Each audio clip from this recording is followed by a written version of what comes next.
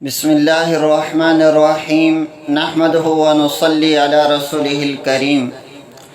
رمضان المبارک کے آخری عشرے میں اعتکاف کیا جاتا ہے۔ اعتکاف سے متعلق چند باتیں ہیں۔ اعتکاف یہ عربی زبان کا لفظ ہے جس کا لغوی معنی ہے خود کو روک لینا، بند کر لینا، کسی کی طرف اس قدر توجہ کرنا کہ چہرہ بھی اس سے نہ ہٹے، جبکہ شریعت کی اصطلاح میں اعتکاف کا مطلب یہ ہے کہ انسان کا دنیا کے تمام تعلقات سے کٹ کر ایک مخصوص مدت کے لیے عبادت کی نیت سے مسجد میں اللہ کو راضی کرنے کے جذبے کے ساتھ ٹھہرنا اعتکاف کہلاتا ہے۔ رمضان المبارک کی عبادات میں ایک عبادت خاص الخاص ایسی ہے جو صرف اسی ماہ مبارک کے ساتھ اور اس ماہ کے بھی آخری عشرے کے ساتھ خاص ہے، جسے ہم اعتکاف کہتے ہیں۔ کوئی بندہ پورا سال بھی اعتکاف میں بیٹھا رہے تو رمضان المبارک کے آخری 10 دنوں کے مسنون اعتکاف کے برابر اجر نہیں پا سکتا، بلکہ رمضان المبارک کے پہلے 20 دنوں کے اعتکاف پر بھی وہ اجر جو آخری عشرے کے اعتکاف پر ملتا ہے وہ نہیں حاصل کر سکتا۔ نبی کریم صلی اللہ علیہ وسلم کو اگر کوئی سفر درپیش نہ ہوتا تھا تو آپ علیہ السلام ضرور اعتکاف فرمایا کرتے تھے۔ حضرت ابو ہریرہ رضی اللہ تعالی عنہ سے مروی ہے، کان النبی صلی اللہ علیہ وسلم یعتکف فی کل رمضان 10 ایام فلما کان العام الذی قبض فیہ اعتکف 20 یوما۔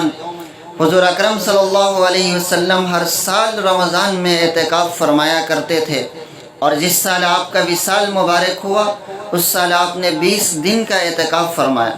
اور اما عائشہ صدیقہ رضی اللہ تعالیٰ عنہ سے بھی مروی ہے ان النبی صلی اللہ علیہ وسلم کان یعتکف العشر الاواخر من رمضان حتی توفاہ اللہ، کہ اللہ کے محبوب پیغمبر صلی اللہ علیہ وسلم رمضان کے آخری 10 دن اعتکاف کیا کرتے تھے، یہاں تک کہ اللہ تعالیٰ کے حکم سے آپ کا وصال ہو گیا۔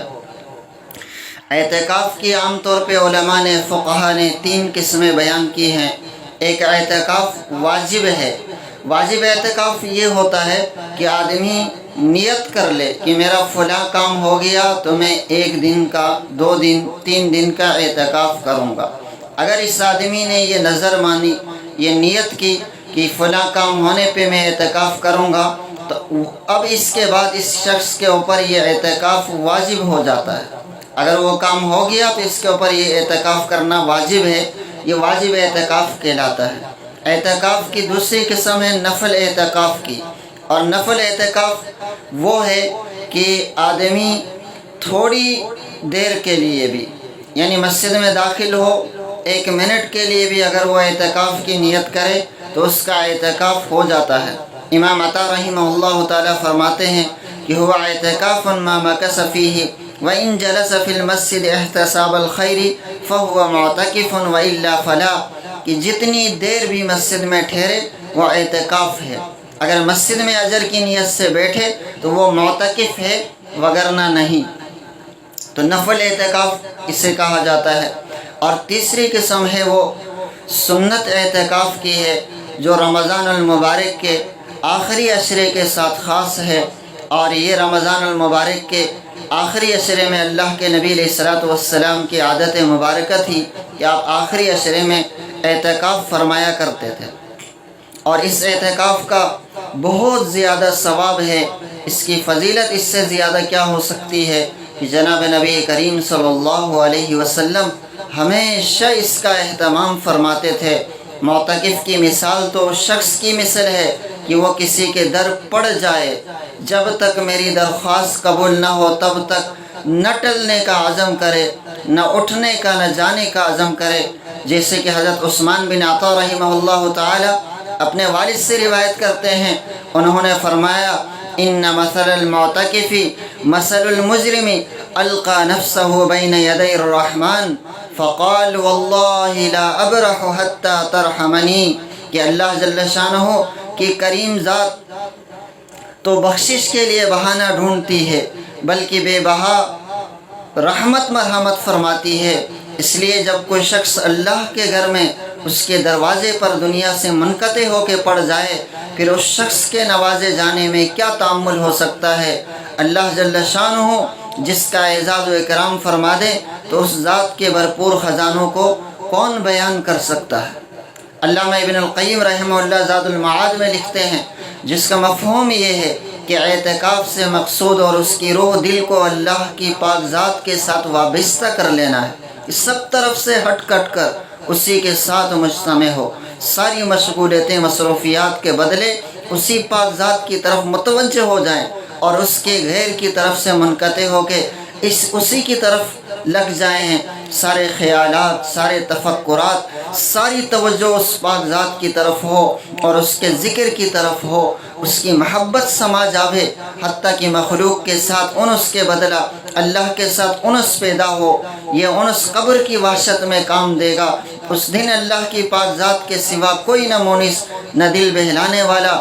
اگر یہ دل اس کے ساتھ مانوس ہو چکا ہوگا تو یہ بندہ کس قدر لذتوں میں وقت گزارے گا۔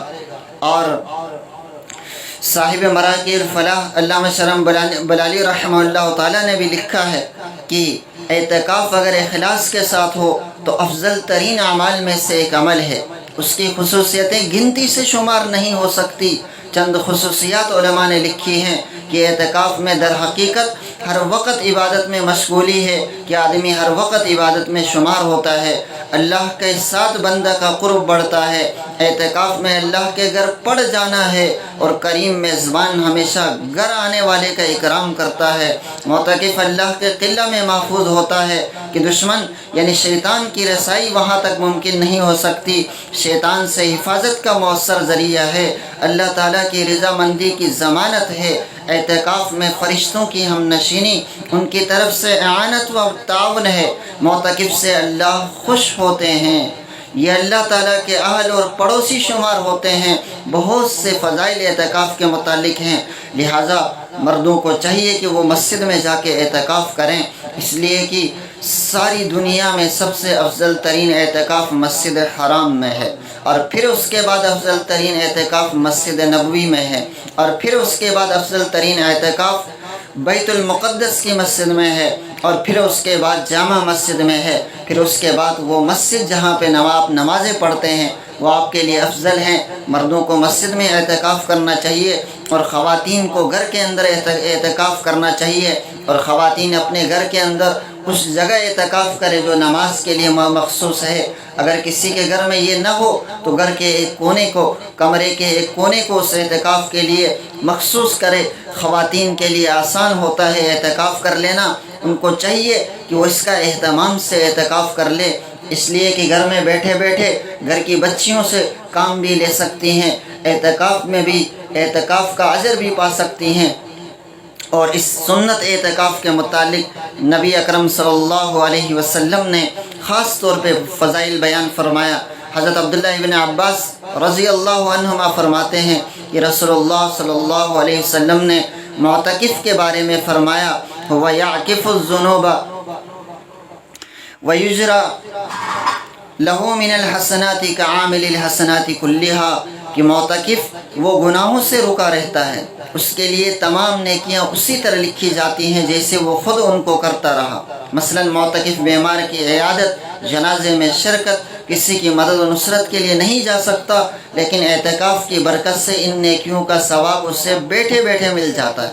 ایک روایت اور فضیلت کی بیان کہ حضرت عبداللہ ابن عباس رضی اللہ عنہما سے مروی ہے کہ حضور اکرم صلی اللہ علیہ وسلم نے فرمایا، من اعتکف یوما ابتغاء وجہ اللہ جعل اللہ بینہ وبین النار ثلاث خنادق کل خندق ابعد مما بین الخافقین، کہ جو شخص اللہ کی رضا کے لیے صدق دل سے، اخلاص سے ایک دن کا اعتکاف کرے تو اس کے اور دوزخ کے درمیان 3 خندقوں کا فاصلہ اللہ تعالیٰ فرما دیتے ہیں، اور ہر خندق مشرق سے مغرب کے درمیان فاصلہ سے زیادہ فاصلہ رکھتی ہے۔